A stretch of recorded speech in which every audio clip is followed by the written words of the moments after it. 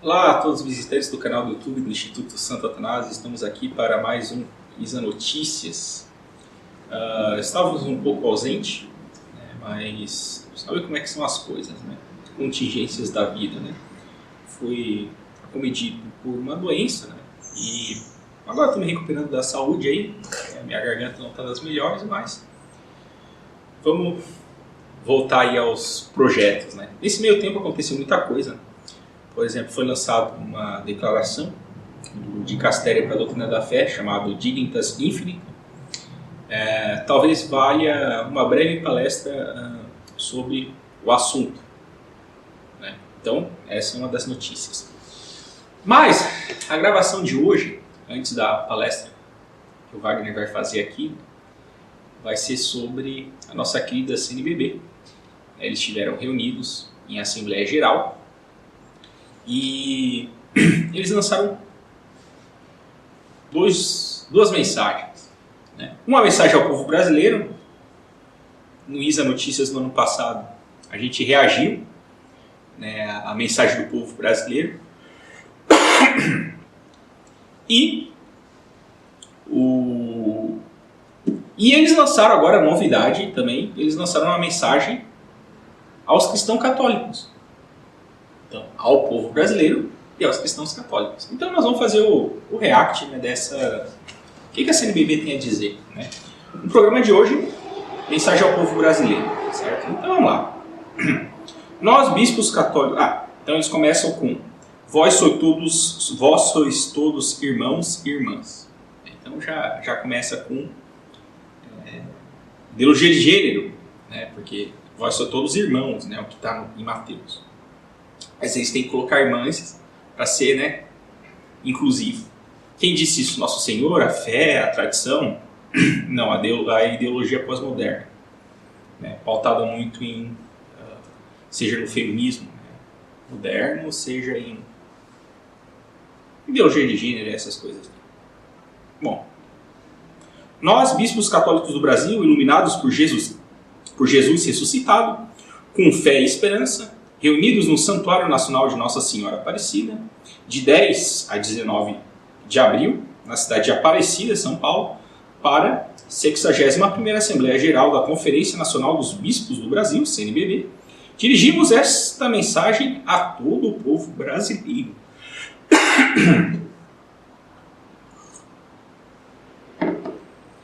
Na Assembleia, tivemos a oportunidade de dialogar e refletir sobre a nossa participação na missão da Igreja e na sociedade. Então, assim, é interessante, né? Tipo, qual que é a participação dos bispos na missão da Igreja e na sociedade? Para mim, assim, isso aí já está dado, né? Não tem muito o que dialogar. Eles são os pastores, né? Eles têm que gerir o rebanho, visando a salvação das almas, mas enfim. Foi um momento de comunhão e de valorização das nossas diversidades. Isso aí é linguagem católica? O que significa isso? Valorização de nossas diversidades, né? Isso é linguagem pós-moderna, não é linguagem católica, né? Assim, sendo bem honesto, eu não sei o que vocês querem dizer com isso.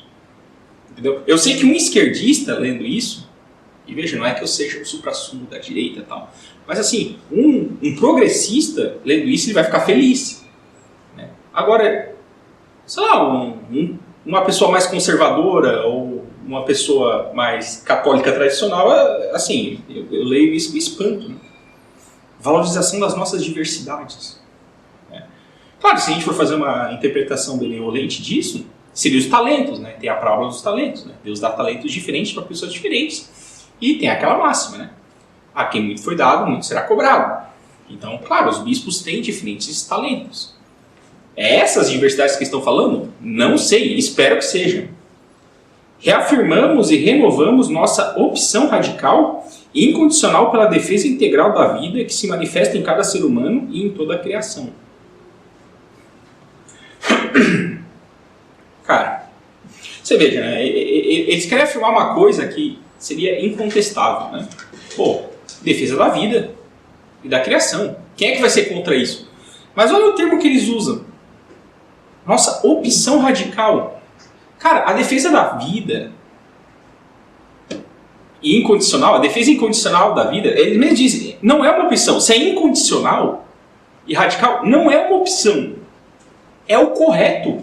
Fora disso, é o erro e tem que ser combatido. Porque dá a impressão, ou seja, veja que já está impregnado aqui, não sei se quem escreveu isso tem consciência, o espírito liberal. Não, veja, tem várias opções aqui na caderneta. Essa aqui me parece a melhor. Uma questão de opção. Mas se você não é a favor dessa opção, tá tudo bem. Não.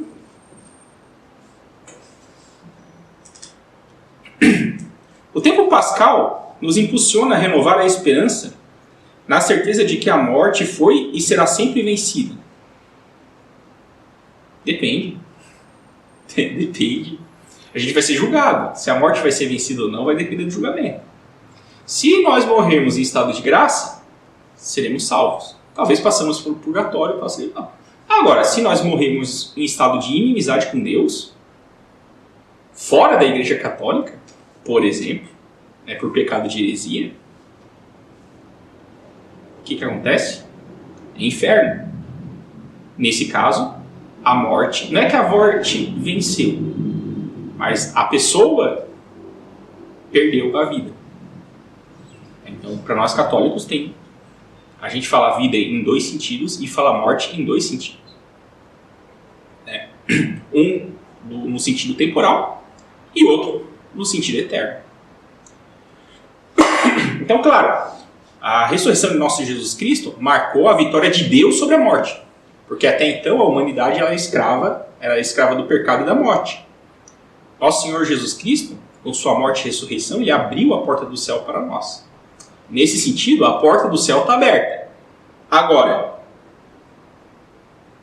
está aberta, todo mundo vai entrar sobre ela, não porque ela é estreita. Então, é uma frase meio complicada, né? Os tempos atribulados exigem coragem e paciência para crescermos na amizade social. Referência, né? Campanha da Fraternidade 2024. O que significa? Nada. Nada. As muitas dificuldades ajudam a construir uma atitude de resistência e resiliência na busca por uma sociedade mais justa e fraterna. Então, não necessariamente, mas tá. Valores fundamentais do reino de Deus. O valor fundamental é a caridade. A caridade. Não é nem a justiça, nem a fraternidade. Mas é a caridade. É uma linguagem meio estranha isso aqui, né? O passado recente nos ensina que a busca de soluções para o Brasil passa necessariamente pelo diálogo e pelo entendimento. Eu até concordo que passa pelo entendimento, porque você só vai conseguir resolver um problema se você entende o problema. Então, o primeiro passo para você resolver o problema é entender o problema. Agora, diálogo, não, o que vai resolver o problema é a verdade. Ou seja, quando você tem um problema, que é uma crise significa separação. Então, as coisas não estão no seu devido lugar. Então, eu entendi que as coisas não estão no seu devido lugar. A verdade vai dizer onde as coisas deveriam estar. E aí eu vou me esforçar para botar as coisas no seu devido lugar. Então, o que o diálogo tem a ver com isso?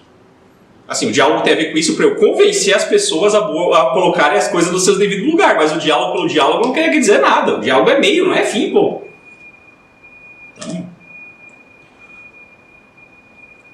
muito do que superamos deveu-se à articulação entre agentes lúcidos e cidadãos compromissados com a vida, a democracia e o país.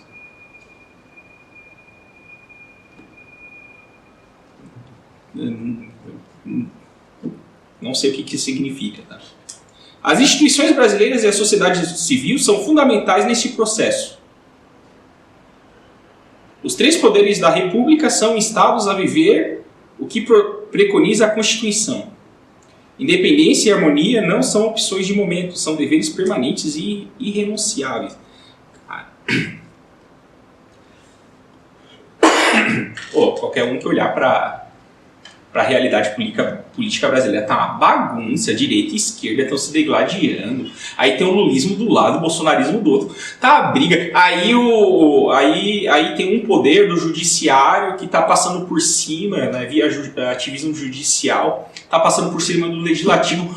A Carmen Lúcia chegou a fazer um voto favorável ao aborto. A democracia do Brasil está uma bagunça, cara. Assim, essa nota aqui tá... Veja, é isso que eu não estou nem dizendo. Tem que tomar essa posição, aquela posição. Eu só estou dizendo o seguinte, gente, a democracia no Brasil, o equilíbrio, a harmonia entre os poderes, tá uma bagunça. Não dá para fingir normalidade.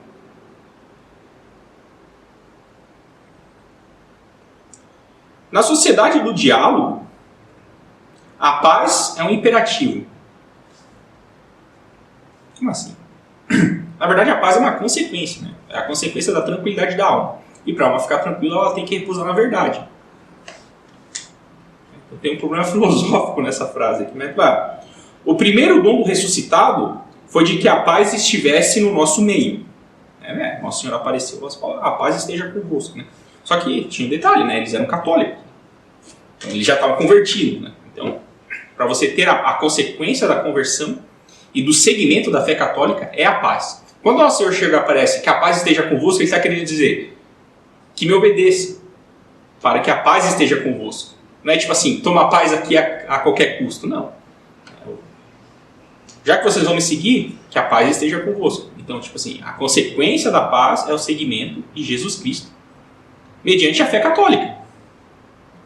Isso aqui é importante esclarecer. Papa Francisco recorda que a paz, por ação da força mansa e santa dos que creem, deve ser buscada como forma de se opor ao ódio da guerra. Desejamos paz para os inúmeros países em guerra, cujas consequências são milhares de mortes e milhões de deslocados e refugiados. Os gastos militares de 2023 foram os mais altos desde a Segunda Guerra Mundial, enquanto a fome cresceu e alcança a parcela significativa da população mundial. Beleza, isso aí nem vou... Só que assim, qual que é a causa da guerra, né? Falando sobrenaturalmente, qual que é a causa da guerra? A gente pode, geopoliticamente, eu sou fraco em geopolítica, por isso eu nem me arrisco a entrar nesses assuntos, mas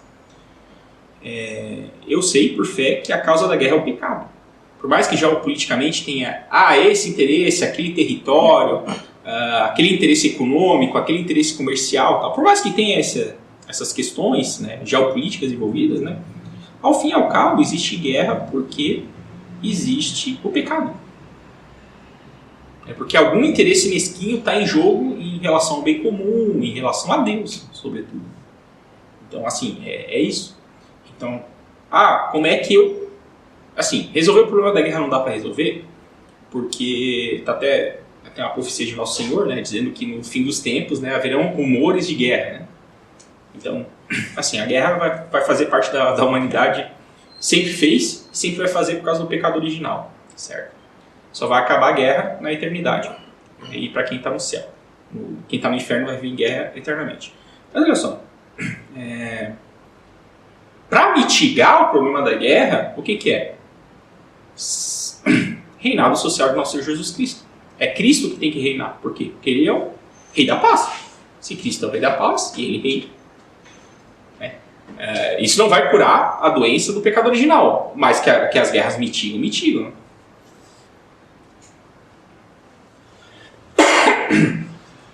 Acompanhamos com dor o crescimento do crime, das milícias, do narcotráfico, da violência nas cidades e no campo, do bullying, do vandalismo, do racismo, do feminicídio. Isso aqui é linguagem ideológica. Do tráfico humano e da exploração sexual de crianças, adolescentes e vulneráveis. A realidade dos imigrantes, do povo em situação de rua, da população encarcerada, nos desafia profundamente. A corrupção, o nepotismo e o tráfico de influência violentam o país. Necessitamos construir a paz que nasce da justiça. Referência a Isaías. Então aqui já tem um aspecto interessante. Né? Ou seja, a paz é uma consequência da justiça. Claro, a paz está relacionada com a justiça. E a justiça está relacionada com o quê? Com a verdade. Esse cenário de violência se agrava pela precarização do mundo do trabalho e a tragédia do desemprego, sem dúvida. Por ocasião da festa do 1º de maio, que se aproxima, a igreja inspirada em São José Operário Isso é muito esquerdista, São José Operário. Muito esquerdista isso. Pra nós é São José, né, velho? Se une solidariamente aos trabalhadores e trabalhadoras, tem que ser trabalhadores e trabalhadoras, linguagem inclusiva, novamente, nova concessão à ideologia, nas suas memoráveis lutas por condições dignas de trabalho, bem com aqueles que continuam enfrentando antigos e novos problemas. Entendemos que o Brasil necessita de um novo marco legal que garanta a prioridade do trabalho, do bem-estar humano e da geração de emprego e renda, principalmente para os jovens. Todos os segmentos da sociedade brasileira devem defender a vida na sua integralidade e agir solidariamente em prol de um país economicamente humanizado, politicamente democrático, socialmente justo e ecologicamente sustentável. Vou concordar com tudo o que está aqui, mas assim, por que vocês não põem assim? Então, Haddad, por favor, pare de aumentar os impostos, porque os impostos sobre bens e serviços penalizam sobretudo os mais pobres. Esse é o grande problema do Brasil. A carga tributária brasileira ela é muito alta.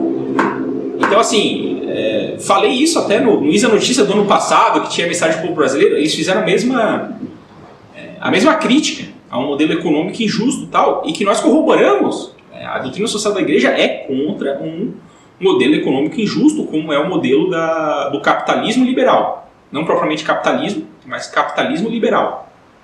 Em que o lucro está acima da moral. A gente é contra isso. Porém, a gente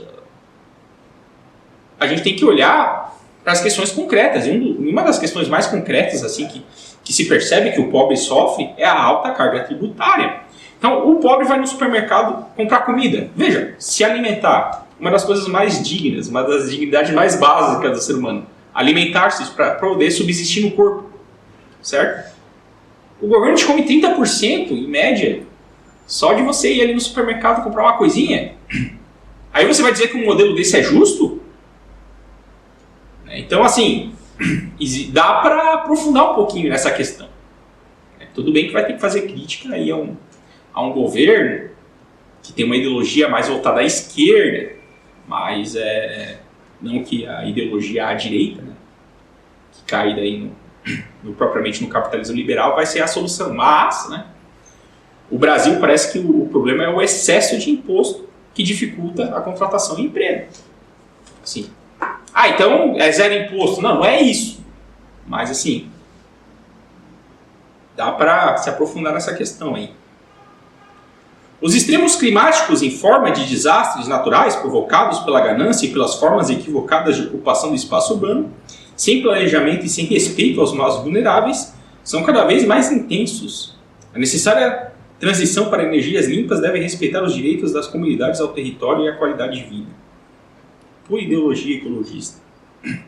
A Amazônia sofre. Nossa, meteram essa. Os povos da floresta são cada vez mais difíceis de serem revertidos. Enfim, toda a casa comum sofre com a destruição. Não manjo do assunto. O Brasil recebe... Mas assim, se a CNB está citando, é importante para ela. Assim, a alma do pessoal, dos índios, tal, para mim assim, né, como católico, eu acho que é mais importante que esses aspectos, mas o Brasil receberá em 2025 a Conferência das Partes da Convenção das Nações Unidas sobre Mudança de Clima, a COP30, em Belém do Pará, que debaterá soluções para conter o aquecimento global e criar alternativas sustentáveis para a vida na Terra. Pura ideologia isso aqui. Todo mundo sabe que o ecologismo da ONU é ideológico. Essa conferência poderá ser uma oportunidade de mostrar o compromisso dos governos com a obra da criação e a responsabilidade das mulheres e dos homens como cuidadores de tudo o que Deus criou e lhes confiou.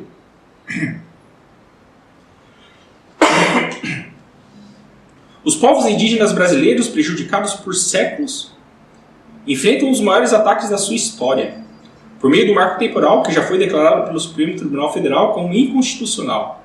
A necessidade de melhores políticas públicas na ação concreta em defesa dos povos originários e de proteção às suas terras, especialmente no território Yanomami. A questão é a seguinte, só para resumir. Essa romantização dos povos indígenas é típica da teologia da libertação. Por mais que, assim, Em relação aos povos Yanomamis, é óbvio que lá tem crimes contra os direitos humanos, assim, abertos e eles têm que ser combatidos, né? Mas quando eles começam a falar de marco temporal e essas coisas, a igreja está sendo clericalista nesse sentido. A CNBB aqui está sendo clericalista. Ela está se metendo em coisa que não é da alçada dela. Então ela teria que dizer por que o marco temporal seria justo ou injusto, né? Porque isso aí quem debate. Qual que é o problema? O STF julgou inconstitucional, entre aspas, via ativo judicial, e o Congresso tá debatendo isso para realmente regularizar a questão do marco temporal, certo? Então existe toda uma questão política que está tratando, e isso não se resolve na base do atropelo, porque atropelo não é justiça. Então, mas assim, qual que é o contexto disso, né? O contexto é o seguinte: a Teologia da Libertação adora índio, não no sentido que eles querem levar os índios para o céu, mas porque eles querem usar os índios para a ideologia de esquerda. O Dr. Plínio Correia de Oliveira já falava, né, sobre o tribalismo indígena lá da década de 80, e eles não mudaram muito desde então. É basicamente isso. Então, sempre quando a CNBB fala de índio, desconfie. Fundamental na vida do Brasil, passados 60 anos do início da ditadura, a democracia ainda precisa de cuidado. Depois do período de sistemáticos e ostensivos ataques, temos a oportunidade de fortalecê-la nas eleições municipais de 2024, através do voto consciente e livre. É como se o voto fortalecesse a democracia, né? Isso aí é uma falácia, né? Mas enfim. A consciência crítica... A consciência cívica deverá estar a serviço dos mais profundos interesses do nosso povo, pois há exigências éticas para a realização do bem comum. Isso é verdade. O bem comum ele se sobressai ao bem individual. Por isso os cristãos, leigos e leigas, novamente, leigos e leigas, têm que pagar o pedágio para o feminismo. Não podem, aspas, abdicar da participação na política. Christe Fidelis Laici, 42. Né? A gente tem que votar no menos pior, né? Porque tanto o voto não representa uma saúde de uma democracia, porque às vezes você não tem opção, você tem que votar no menos pior. Então, preocupa-nos que extremismos, desprezando o projeto de fraternidade social, esse projeto de fraternidade social virou maçonaria agora. Você é muito linguagem da maçonaria. O católico faria desprezando a caridade. Fraternidade social é coisa de maçom, cara. Tá louco. É a CNBB que tá falando, né? Se é os bispos que estão falando, a gente tem que obedecer, não é isso, né? Então, vamos lá. Preocupa-nos que extremismos, desprezando o projeto de fraternidade social, façam do processo eleitoral um palco de intolerância e de ainda mais violência. Intolerância em relação ao quê? Né? E o que é essa violência? Não sei. Você veja, palavra aos ventos, né? Usam um termo maçônico, joga palavras aos ventos. Não queremos violência e não queremos intolerância. O que significa? Não sei. Continuamos atentos ao lugar e ao espaço social ocupado pelos novos meios de comunicação. O combate à desinformação, às mentiras e às fake news, que frequentemente usam a linguagem religiosa para justificar interesses políticos e econômicos escusos, nos exige maior capacidade de enfrentamento e melhores mecanismos para que não seja modificada a soberania do voto. Isso vale para os esquerdistas que estão ocupando a CNBB, né? Isso aqui vale muito bem para eles. Né? Tá. E olha a esperança no voto, né? A esperança no voto. Assim, se eu vou votar em alguém. Esse alguém é virtuoso.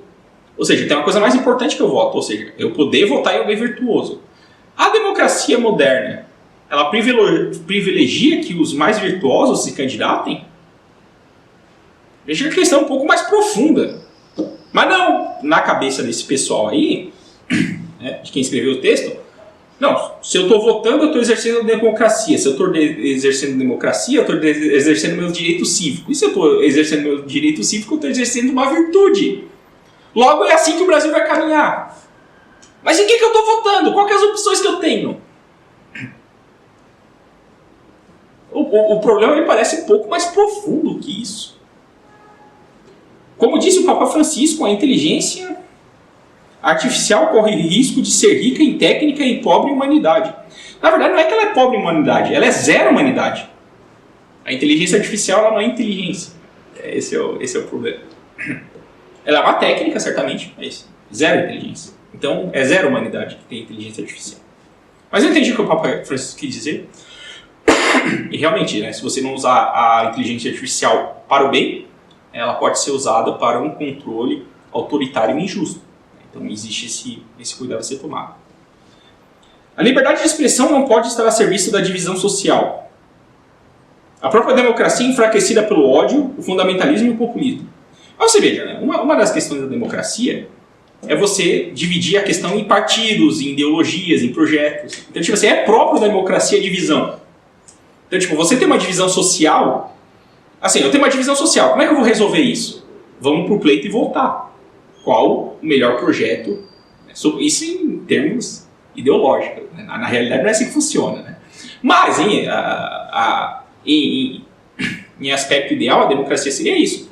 Nós temos diferentes projetos para o país, nós vamos botar eles em pauta, ou seja, nós vamos divulgá-lo durante um determinado período chamado eleição, e as pessoas, ouvindo os projetos, vão votar naquele que ela mais julga ser o melhor para o país. Seria isso a democracia. Portanto, a democracia, ela trabalha com... E aí eu vou votar o quê? Se todo mundo pensa a mesma coisa, se todo mundo tem o mesmo projeto, se só pode pensar essa coisa, então para que eu vou votar? E detalhe, a política, aí você pode chegar a dizer, os princípios eles são universais, eles não mudam. Isso aí é inegociável para nós católicos. Mas as contingências, elas não são. Então, projetos políticos para melhorar o país, eles são, em teoria, infinitos. Né? Então, assim, os valores... Assim, o que não pode acontecer é, um projeto político não pode ir contra os valores católicos. Porque senão ele é um projeto mentiroso e ele não vai prometer aquilo que ele cumpre. Ou seja, um projeto mentiroso vai entregar mentira, pô. Agora, nós temos problemas factuais e concretos. Qual a melhor maneira de resolver esse problema factual e concreto sem desprezar os mandamentos de Deus e a lei natural? Qual é... Aí, nisso aí a gente vai lá e vota. A gente vai lá e opina. A gente vai lá e exerce, né, a nossa liberdade de expressão. É nesse sentido. Então, assim, uma certa divisão social é benéfica para a democracia. E se a gente tem que dialogar nessa divisão social, porque uma hora eles falam de diálogo, não pode ter divisão social, então para que dialogar? Dialogar é falar todo mundo a mesma coisa? Cadê a lógica? Veja, eu só estou pedindo lógica. Lógica. Pô, que carta é essa, CNBB? Cadê a lógica? Realistas diante dos desafios...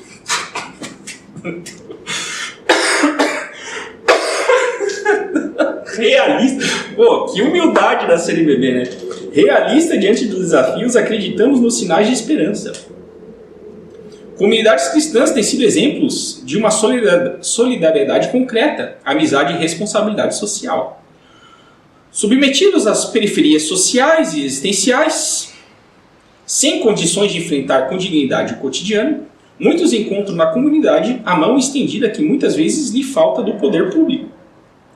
Somente a cultura do encontro pode promover uma sociedade mais justa e fraterna.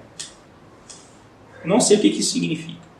Não sei o que significa a cultura do encontro e não sei como essa cultura do encontro vai gerar uma sociedade mais justa e fraterna. Por quê? Porque assim, eu já tive encontros ruins na vida, sabe? Então, né, simplesmente promover cultura de encontro não tem garantia de nada. Agora, uma coisa é anterior à cultura ao encontro. Então, a honestidade da pessoa em querer descobrir a verdade. Então, se duas almas, embora elas discordem, mas elas têm amor à verdade, é possível diálogo e é possível que, ficando mais claro com esse diálogo, a verdade, então esse encontro tenha produzido frutos. Mas veja, o que é anterior ao encontro? A boa intenção de querer amar e obedecer a verdade. Sem isso, agora vamos para a situação. Sejamos realistas diante dos desafios, certo? Vamos ter eleições municipais. Tu acha que os candidatos a prefeito nessas cidades do Brasil vão estar preocupados em realmente apresentar o melhor projeto para resolver os problemas locais das suas cidades? Ou em se eleger para poder botar os apadrinhados políticos, né? Ou seja, os interesses mais mesquinhos do partido, dos amigos, sei lá, dos amigos ali, do conluio empresarial da cidade, né? O que vocês acham que é? Ou seja, eles promovem a cultura do encontro. Eles se encontram ali para fazer as alianças políticas, etc, etc. Mas isso vai gerar um município mais justo e fraterno ou vai favorecer esquemas mesquinhos? Essa é a realidade. Então você chega, né, por um exemplo concreto desse, você chega e olha, a cultura de encontro pela cultura de encontro não significa nada. Não é garantia que vai ser uma sociedade justa e fraterna. O encontro tem que ser animado por um espírito de amor à verdade e amor a Deus. Aí eu concordo. Porque aí são pessoas, são mentes trabalhando do tipo, como nós vamos resolver efetivamente os problemas da nossa cidade. Mas, os políticos estão com Deus no coração? Ou eles estão com um voto para ganhar as benesses desse mundo terrestre? Eu deixo para o juízo aí de quem está me ouvindo. Essas são as reflexões aí que eu faço em relação ao React, a carta ao povo brasileiro da CNBB. Seria isso que interesse para hoje. Viva Cristo Rei!